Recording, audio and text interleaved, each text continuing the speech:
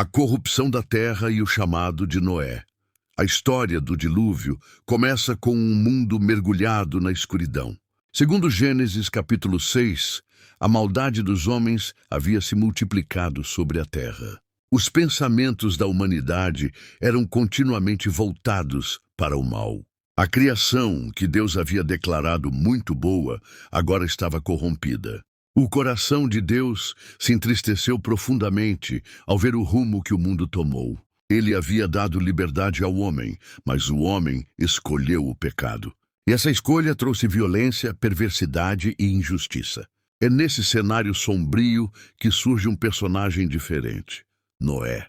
A Bíblia o descreve como um homem justo, íntegro entre o seu povo, e que andava com Deus. Em meio à podridão moral da sua geração, Noé brilhou como uma exceção. Ele era alguém que não apenas acreditava em Deus, mas vivia em obediência. E é exatamente por isso que ele encontrou graça aos olhos do Senhor. Deus então revela a Noé o seu plano: destruir toda a carne que tinha o fôlego de vida por meio de um grande dilúvio que cobriria toda a terra.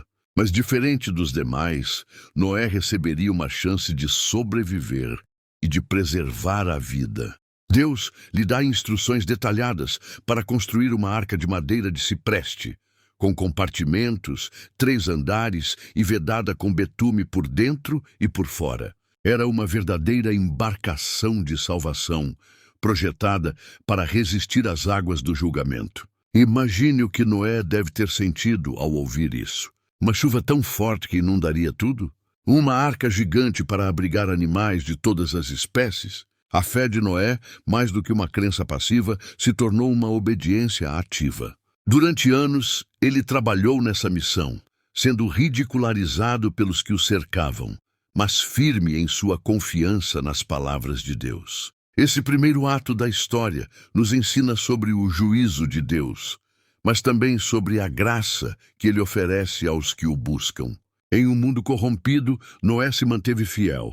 E Deus, justo em seus julgamentos, também mostrou sua misericórdia ao preparar uma arca, um símbolo de salvação em meio à condenação. O dilúvio e o julgamento das águas. A construção da arca terminou. E então chegou o momento decisivo.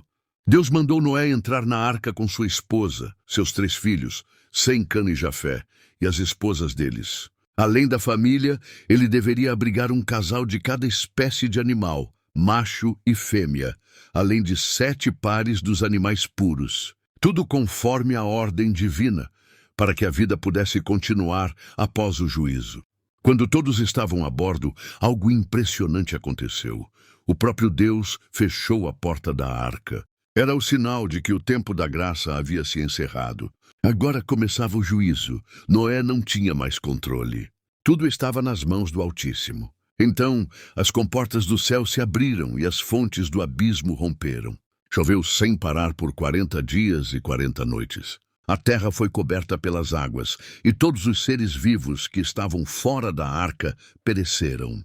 A Bíblia diz que até os mais altos montes foram submersos, cerca de 15 côvados acima, algo em torno de 7 metros. Imagine o som da chuva caindo sem trégua, o clamor das pessoas e dos animais que ficaram para trás. A água subia, e tudo que parecia firme, casas, árvores, muralhas, era levado com a correnteza. Era um mundo sendo purificado pela água, enquanto a arca flutuava sobre o caos, protegida pela promessa de Deus. O dilúvio durou 150 dias, até que as águas começaram a baixar. A arca repousou sobre as montanhas de Ararat. Noé então esperou pacientemente. Ele soltou um corvo que não retornou. Depois uma pomba que voltou.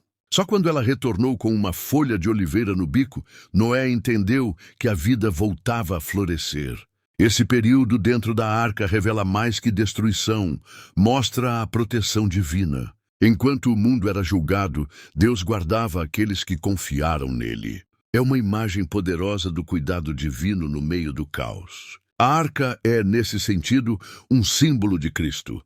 Quem entra nela está seguro da condenação, a nova aliança e o recomeço da humanidade. Quando as águas finalmente secaram, Noé e sua família saíram da arca. O cenário era um mundo novo, limpo, mas vazio.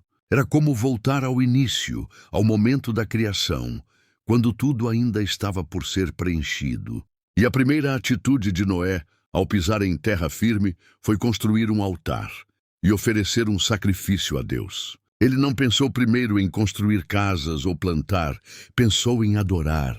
O Senhor então se agradou daquele sacrifício e fez uma aliança com Noé e com toda a criação. Prometeu que nunca mais destruiria a terra com um dilúvio. E como sinal dessa promessa, colocou no céu o arco-íris, um lembrete visível da fidelidade de Deus. Essa aliança não foi apenas com Noé, mas com todas as gerações futuras. E ela continua até hoje. Deus também reafirmou a ordem dada a Adão: sede fecundos e multiplicai-vos. Noé e seus filhos seriam os novos patriarcas da humanidade. Porém, mesmo nesse recomeço, os sinais da natureza humana continuariam presentes. Mais adiante, vemos erros e conflitos ressurgindo. Mas agora, havia também uma promessa que sustentava a esperança. A história de Noé termina com lições profundas. Deus julga o pecado, mas oferece salvação. A fé e obediência, mesmo em tempos de zombaria e incredulidade, são recompensadas. E, acima de tudo, Deus é um Deus de aliança, fiel mesmo quando os homens falham. A arca, o dilúvio e o arco-íris se tornam símbolos eternos, de justiça, de misericórdia e de esperança. Assim como no tempo de Noé, vivemos em um mundo que caminha para o juízo final. Mas também temos uma arca disponível hoje. Jesus Cristo, nosso refúgio seguro. A porta ainda está aberta e a decisão de entrar é nossa. Se você gostou dessa história e quer continuar descobrindo os segredos mais incríveis da Bíblia, clique no gostei, se inscreva no canal e ative o sininho. Aqui cada história traz uma nova revelação que pode transformar a sua forma de ver o mundo.